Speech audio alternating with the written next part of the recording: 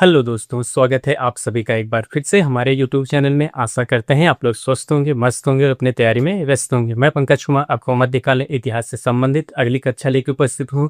आज की कक्षा में हम लोग औरंगजेब के बारे में जानेंगे कि औरंगजेब ने अपने साम्राज्य विस्तार के लिए कौन सी नीतियाँ अपनाते हैं और उन्होंने कौन सी नीतियाँ उनकी कहाँ तक कारगर होती है। ऐसे तमाम बिंदुओं के साथ आज की कक्षा प्रारंभ करेंगे।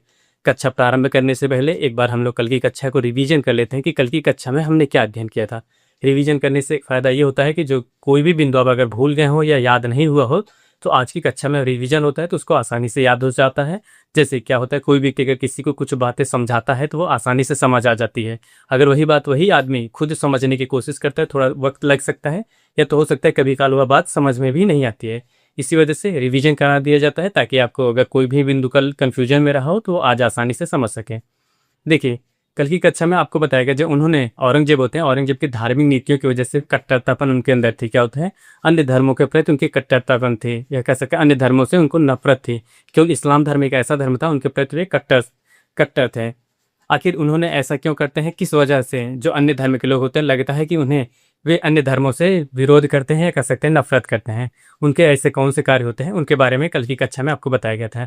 एक बार उनको फिर से रिवीजन कर लेते हैं। देखिए, क्या होता है, पहले जो भी शासक होते थे, जब शासक बनते थे या राजा बनते थे, उनका एक ही कार्य होता था। सबसे पहले वे उनके सिक्कों पर कलमा पढ़वाते थे। क्या होता है, सिक्कों पर कलमा पढ़वाते थे। उन्होंने औरंगजेब ने इस प्रथा को समाप्त करते हैं।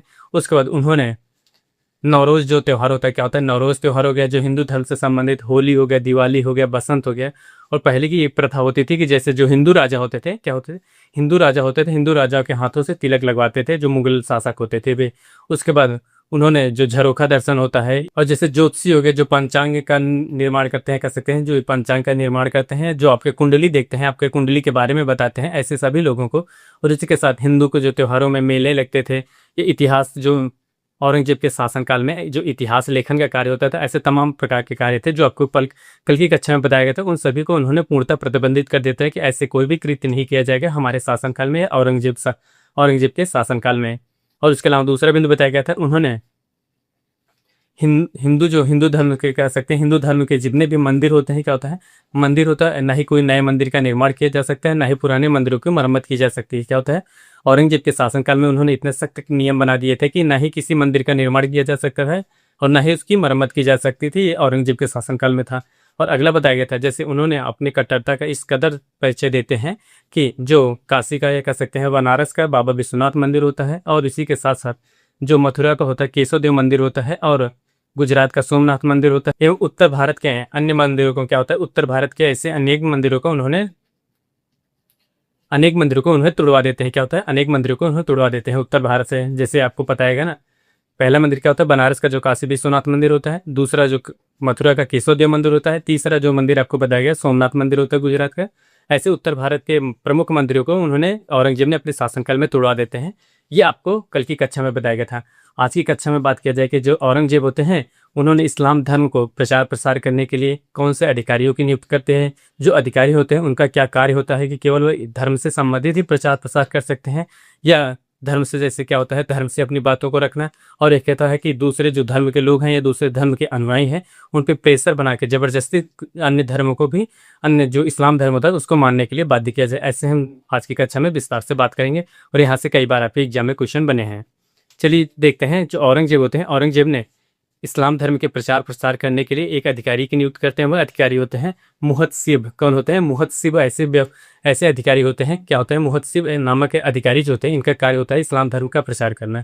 वे जाते थे अपने साम्राज्य में, ये कह सकते हैं जो उनका क्षेत्र निर्धारण किया जाता था, इतने इस एरिया में कह सकते हैं इस क्षेत्र में आप इस धर्म का कह सकते हैं इस्लाम धर्म का प्रचार प्रसार करेंगे।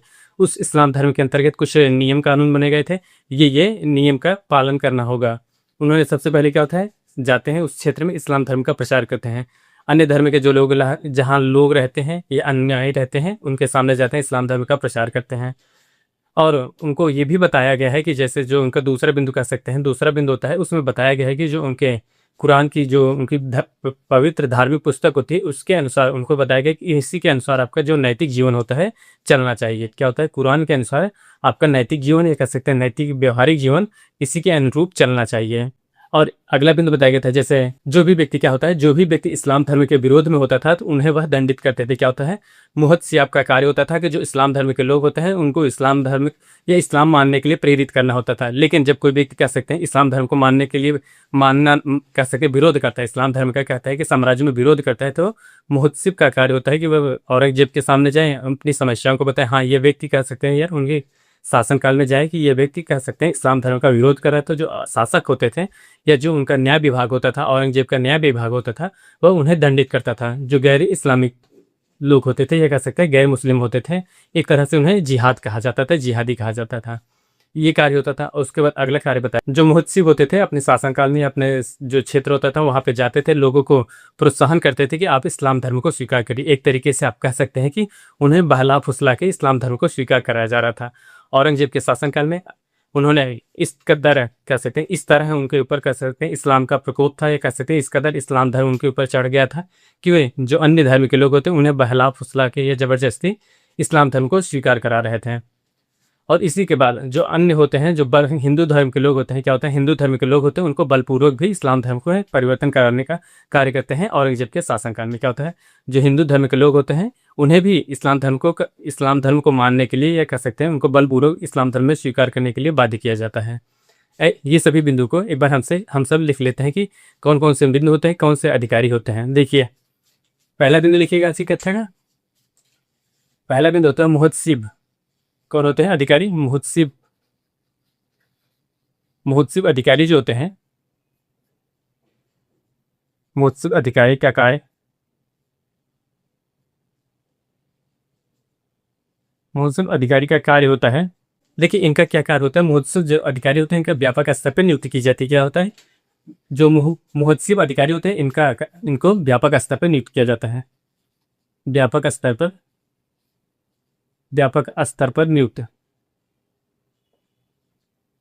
क्या होता है, व्यापक स्तर पर नियुक्त किया जाता है। और इनकी अगर कार्यकाल, इनका कार्य की बात की जाए तो इनका क्या होता है, धर्म प्रचार करना। क्या होता है, धर्म प्रचार करना। यहाँ पे लिखिएगा अगला, धर्म प्रचारक।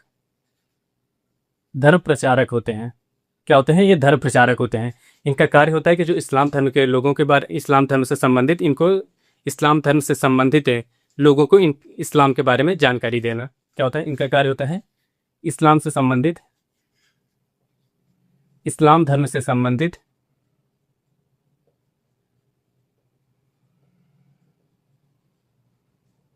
अच्छाइयों को, अच्छाइयों को अवगत कराना, अवगत कराना। और जो मुहतसिब होते हैं इनका कार्य होता है इस्लाम धर्म से जो भी व्यक्ति होते हैं इस्लाम धर्म के बारे में उनको जानकारी देना। एक तरीके से कह सकते हैं धर्म प्रचारक होते हैं। क्या होते हैं, वे इस्लाम धर्म के बारे में लोगों को बातें बताते हैं कि हाँ इस्लाम धर्म इस कदर कह सकते हैं आपके लिए अच्छा है। तो ये कह सकते हैं एक प्रकार से धर्म प्रचारक होते हैं। और ये क्या होता है, इस्लाम धर्म का प्रचार करते हैं। इसी में लिखेगा पहला बिंदु, इस्लाम धर्म का प्रचार करते हैं। इस्लाम धर्म का प्रचार क्या करते हैं कि इस्लाम धर्म का प्रचार करते हैं। और दूसरा इनका कार्य होता है, जो मुहतसिब अधिकारी होते हैं इनको जो नियुक्ति की जाती है, पहला कार्य होता है वो इस्लाम धर्म का प्रचार करना। और इसी के साथ दूसरा कार्य होता है लोगों का, क्या होता है, लोगों का नैतिक जीवन, नैतिक जीवन कुरान के अनुसार, कुरान के अनुसार चले। ये किनके शासनकाल में हो रहा है, ये औरंगजेब के शासनकाल में हो रहा है। जो मुहतसिब अधिकारी होते हैं उनका यही कार्य होता है, धर्म से संबंधित एक प्रकार कह सकते हैं। देखिए अगला बिंदु होता है, क्या होता है, अगला बिंदु होता है इस्लाम विरोधियों को दंडित करना। क्या होता है, अगला बिंदु लिखिए, तीसरा बिंदु जो होता हमारा है इस्लाम विरोधियों को, इस्लाम विरोधियों को, इस्लाम विरोधियों को दंडित करना। क्या होता है, इस्लाम विरोधियों को दंडित करना। और चौथा आपको बताया गया था, जो चौथा इन्होंने जो मुतसिब का कार्य होता है, चौथा क्या कार्य होता है, लोगों को इस्लाम धर्म, क्या होता है, लोगों को इस्लाम धर्म अपनाने के लिए प्रोत्साहन करना। क्या होता है, लोगों को इस्लाम धर्म अपनाने के लिए प्रोत्साहन करना। यहाँ पे लिखेगा इस्लाम धर्म, इस्लाम धर्म अपनाने के लिए, अपनाने के लिए प्रोत्साहन करना, प्रोत्साहन करना। और आखिरी बिंदु आपको बताया गया था जो मोत्सिफ का कार्य होता है, उन्होंने ये हिंदू धर्म के क्या होता है, हिंदू धर्म के लोगों को जबरदस्ती इस्लाम धर्म स्वीकार कराया है। तो क्या होता है, हिंदुओं को जबरन इस्लाम धर्म स्वीकारना, इस्लाम धर्म स्वीकार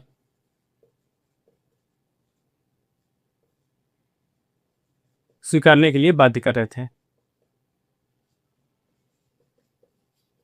ये होता है, यह कार्य होता है किसके शासनकाल में, ये होता है औरंगजेब ने अपने शासन का काल में करते हैं कि वे धर्म को लेकर इतना, धर्म उन पे इतना हावी हो जाता है कि वे अपने प्रजा को यही नहीं जानते कि ये धर्म के किस धर्म के अनुयायी हैं या किस धर्म के लोग। उन्हें लगता है कि इनकी जो पहले ही रणनीति जो उनकी राजस्व सिद्धांत ही होती है कि वे इस्लाम राजत्व सिद्धांत होते हैं। क्या होते हैं इस्लाम राजत्व सिद्धांत, इसका तात्पर्य होता है कि उनके शासनकाल में या उनके प्रजा में सभी के सभी लोग जो होते हैं वे इस्लाम धर्म के अनुयायी होने चाहिए। इसी वजह से उनका जो साम्राज्य होता है, इसी वजह से उन पर धर्म हावी होता है कि उनके शासनकाल में केवल इस्लाम धर्म के ही लोग रहेंगे। ये कार्य होता है, या कह सकते हैं इनके शासनकाल में ये महत्वपूर्ण जो अधिकारी नियुक्त करते हैं उनका यही कार्य होता है कि वह धर्म प्रचार करने का लिए। अब इसी के बाद हम जानते हैं 1679 ईस्वी में क्या होता है। 1679 ईस्वी में उन्होंने जो औरंगजेब होते हैं, क्या होता है 1679 ईस्वी में औरंगजेब ने हिंदुओं पर धार्मिक कर जो होता है जजिए कर प्रारंभ कर देते हैं, पुनः लगा देते हैं। क्या होता है, यहाँ पे अगला बिंदु लिखिएगा। 1679 ईस्वी में 1679 ईस्वी में पुनः जजिए कर प्रारंभ, पुनः जजिए कर प्रारंभ। जजिए कर क्या होता है, जजिए कर ऐसा कर होता है जो हिंदू धर्म से संबंधित होता है। हिंदू धर्म के अनुयायी अगर अपने तीर्थस्थल पे जाते हैं, तीर्थस्थल पे जाने के लिए उन्हें कर अदा करना पड़ता है। वह कर क्या कहलाता था, या वह टैक्स क्या कहलाता था, जजिए कर कहलाता था। कब प्रारंभ होता है, 1679 ईस्वी के ये औरंगजेब के शासनकाल में पुनः प्रारंभ होता है। और ये जो जजिए कर होता है, जजिए कर को देने के लिए जो उसमें हिंदू धर्म में जैसे मान लीजिए 4-5 श्रेणी बट जाती थी। एक जो उच्च वर्गीय श्रेणी होते थे, या प्रथम वर्ग के श्रेणी होते थे, द्वितीय वर्ग के श्रेणी होते थे, और तृतीय वर्ग के श्रेणियों में इनको विभाजन किया जाता था। जो प्रथम वर्ग की श्रेणी होती थी हिंदू धर्म में, उनको 48 दिरहम देना होता था तीर्थ यात्रा कर। क्या होता है, 48 दिरहम तीर्थ यात्रा कर देना होता था। अगर कोई भी व्यक्ति जो प्रथम श्रेणी में आता था, या कह सकते हैं जो प्रथम श्रेणी के अंतर्गत आएगा, उन्हें तीर्थस्थल पर जाने के लिए 48 दिरहम देना होता था। और जो द्वितीय श्रेणी के अंतर्गत आते थे, आप कह सकते हैं उन्हें 24 दिरहम, क्या होता है 24 दिरहम देना होता था। जो तृतीय श्रेणी के अंतर्गत आते थे उन्हें 12 दिरहम देना होता था अपने तीर्थस्थल पे जाने के लिए। क्या होता था, यहाँ पे लिखिएगा। प्रथम श्रेणी के लिए प्रथम श्रेणी 48 दिरहम, और यहाँ पे लिखिएगा द्वितीय श्रेणी 24 दिरहम, और जो तृतीय तरह की श्रेणी होती थी, जो श्रेणी होती थी उसको 12 दिरहम देना होता था। आप एक तरीके से कह सकते हैं जो हिंदू धर्म में सबसे उच्च अधिकारी होते थे, या कह सकते हैं जो उच्च वर्ग के लोग होते थे, उनको अपने तीर्थस्थल पे जाने के लिए, तीर्थस्थल पे जाने के लिए, तीर्थस्थल पे जाने के लिए 48 दिरहम देना होता था। और जो दिरहम होता था एक प्रकार के उस समय कह सकते हैं चांदी का सिक्का होता था। और जो द्वितीय श्रेणी के होते थे, जो उच्च वर्ग से थोड़ा सा नीचे आते थे, इन्हें 24 दिरहम देना होता था। और जो द्वितीय श्रेणी से भी नीचे आते थे उनको 12 दिरहम देना होता था। और इस प्रकार उन्होंने जजिए कर प्रारंभ करते हुए हैं। अब इसी के साथ हम जानेंगे क्या औरंगजेब ने जो जजिए कर प्रारंभ कर देते हैं, इतने तो श्रेणियाँ डिवाइड कर देते हैं या विभाजन कर देते हैं, इस श्रेणियों के अलावा क्या हिंदू धर्म में भी उनको कुछ कहीं ना कहीं वे हिंदू धर्मों के साथ भी कहीं ना कहीं उनका भेदभाव अच्छा था, या कह सकते हैं भेदभाव हिंदू धर्म से साथ उनका भी लगाव था। कहीं ना कहीं जो उनकी प्रजा थी उनके साथ भी उनका कहीं ना कहीं सौहार्द भाव बना था। जैसे उन्होंने जो जजिए कर प्रारंभ करते हैं, जजिए कर जो लगाते हैं, उन जजिए कर के दौरान उन्होंने जो स्त्री होती थी, क्या होती थी, स्त्रियां होती थी, उन पर भी जजिए कर नहीं लिया, जजिए कर स्त्रियों से नहीं लिया जाता था। और जो गुलाम व्यक्ति होता था उनसे भी जजिए कर नहीं लिया जाता था। और जो भिखारी व्यक्ति होते हैं, क्या होता है भिखारी होते हैं, उनसे भी जजिए कर नहीं लिया जाता है। और उसी के साथ साथ जैसे जो बेरोजगार व्यक्ति होते थे, क्या होता है जो बेरोजगार व्यक्ति होते थे, या उनको किसी भी कार्य के लिए किसी भी कार्य में वो संलिप्त नहीं होते थे, उनको भी जजिए कर नहीं दिया या कह सकते हैं जजिए कर वह व्यक्ति नहीं देता था। इसके अलावा जैसे जो 14 वर्ष से कम आयु के बच्चे हैं, क्या है 14 वर्ष से कम आयु के बच्चे हैं, उनको भी जजिए कर नहीं देना पड़ता था। क्या होता है 14 वर्ष से कम आयु के बच्चों को भी जजिए कर नहीं देना पड़ता था। ये जजिए कर से मुक्त थे। ऐसे ऐसे व्यक्ति थे, कह सकते हैं औरंगजेब के शासनकाल में कुछ ऐसे व्यक्ति थे जिनको जजिए कर से मुक्त किया जाता था। उनमें स्त्रियां थी, भिखारी थी, और कह सकते हैं जो बेरोजगार बच्चे, जो बेरोजगार लड़के थे। उसके बाद गुलाम, जो गुलाम होते थे उनको भी तीर्थ यात्रा कर, या कह सकते हैं जजिए का नहीं देना पड़ता था। और 14 वर्ष से कम आयु के जो बच्चे थे उनको भी तीर्थ यात्रा कर नहीं देता है। अगले बिंदु में हम देखेंगे कि जो औरंगजेब के शासनकाल में जिनको जजिए कर देने से छूट थी। देखिए अगला बिंदु क्या है, अगले बिंदु में हम बात करेंगे जो औरंगजेब होते हैं, औरंगजेब के शासनकाल में क्या होता है। औरंगजेब के शासनकाल में ऐसे कौन से व्यक्ति थे जिनको जजिए कर से छूट, कह सकते हैं जजिए कर से मुक्ति थी, या कह सकते हैं उनको जजिए कर नहीं देना होता था। ये कौन कौन से व्यक्ति थे उनके बारे में लिखे हैं। देखिए अगला बिंदु होता है औरंगजेब के शासनकाल में,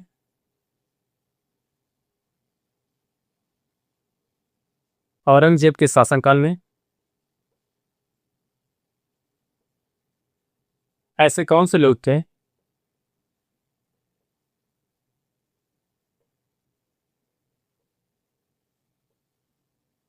जिन्हें जजिए का से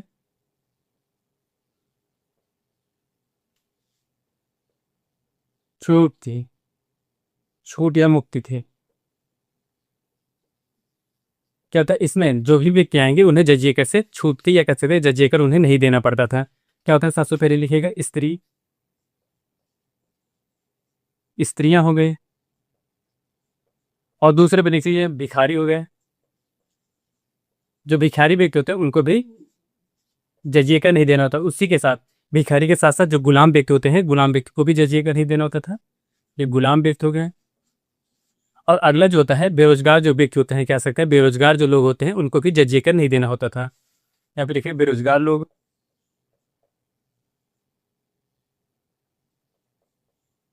बेरोजगार व्यक्ति। और अगले लिखेगा 14 वर्ष से कम आयु के बच्चे,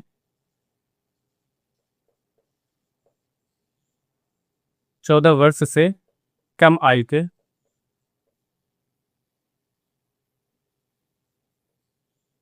कम आयु के लोग। ये ऐसे व्यक्ति थे, क्या होता है ये ऐसे लोग थे जिनको कह सकते हैं, ये ऐसे ही लोग थे जिनको जजिए कर से औरंगजेब के शासनकाल में छूट था। ये ऐसे क्या होता है, जैसे कोई भी स्त्री होती थी वो उनको जजिए कर नहीं देना होता था, ना ही कोई भिखारी होता था उनको भी नहीं देना होता, गुलाम व्यक्ति को नहीं देना होता था।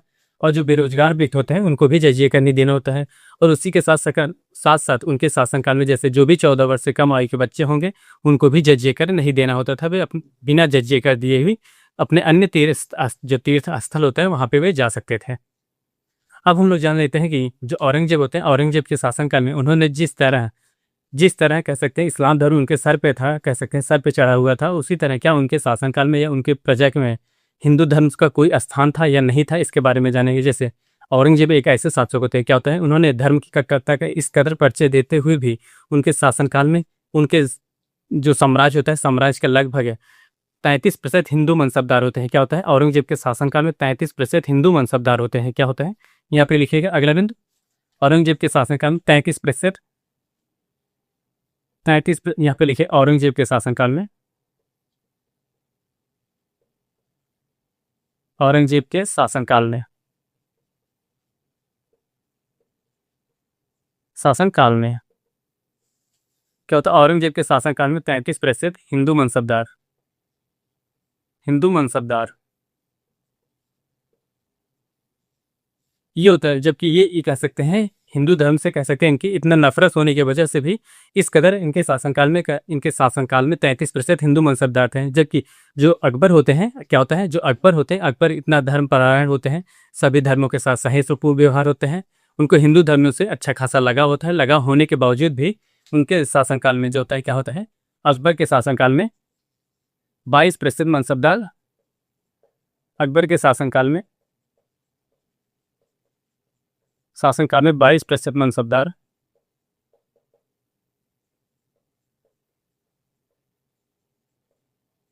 हिंदू थे, केवल हिंदू थे। क्या होता है एक तरफ देखिए जो हिंदू धर्म से संबंधित या हिंदू धर्म से लगाव होने की वजह से भी अकबर के शासनकाल में केवल 22% मनसब हिंदू थे। और जबकि जो औरंगजेब होते हैं, औरंगजेब के शासनकाल में वे धर्म को लेकर इतनी कट्टरता होने के बावजूद भी उनके शासनकाल में जो 33% हिंदू होते हैं उनको 33% हिंदुओं को मनसबदारी व्यवस्था थी, मनसबदार दिया गया था। क्या होता है 33% उनको मनसबदार दिए गए थे। आज की कक्षा यहीं समाप्त करेंगे, लेकिन कल की कक्षा में या कह सकते हैं इसके दूसरे भाग में हम बात करेंगे जो औरंगजेब होते हैं, औरंगजेब ने अपने शासनकाल में अपने धर्मपरायण को लेके इतनी कट्टरता होने की वजह से उन्होंने कौन-कौन से युद्धों का सामना करना पड़ता है, व कौन-कौन से युद्ध होते हैं, इनके बारे में जानेंगे। अभी तक उन्होंने पहले क्या होता था, उन्होंने अभी जब आपको पहली कक्षा बताई गई थी, उन्होंने अपने शासन को स्थापित करने के लिए अपने भाइयों में जो संघर्ष करते हैं राजगद्दी प्राप्त करने के लिए, लेकिन अब उन्होंने अपनी अपनी सोच व की वजह से कह सकते हैं अपनी सोच की वजह से या अपने धर्म को लेकर इतनी कट्टरता होने की वजह से अन्य धर्मों के जो अन्याय होते हैं, उनसे काफ़ी संघर्ष करना पड़ता है। हम लोग कल अगले भाग में इसी के बारे में अध्ययन करेंगे। तब तक मिलते हैं नेक्स्ट वीडियो में, तब तक के लिए धन्यवाद। Bye bye.